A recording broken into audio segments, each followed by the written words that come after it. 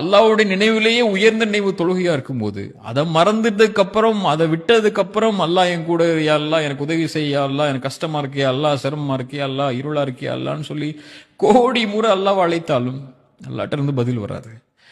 அல்லாஹ் கொடுக்கக்கூடிய தண்டனையிலேயே மிகப்பெரிய தண்டனை அவனுடைய அன்புல அவனை விட்டு அல்லாஹ் தூரமாகிறது.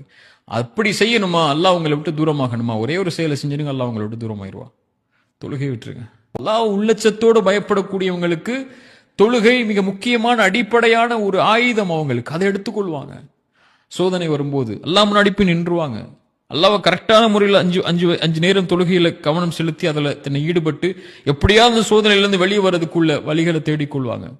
அல்லாஹ்வை மறுக்கக்கூடியவங்க தான் அல்லது அல்லாஹ்வை மறக்கக்கூடியவங்க தான் பாவங்கள்ல போய் தன்னுடைய வாழ்க்கையில் இருக்கக்கூடிய சோகங்களுக்கோ பிரச்சனைகளுக்கோ வழி தேடி அதையும் தங்களுடைய வாழ்வில் இருளுக்கு உள்ளாக்கி கொள்வாங்க.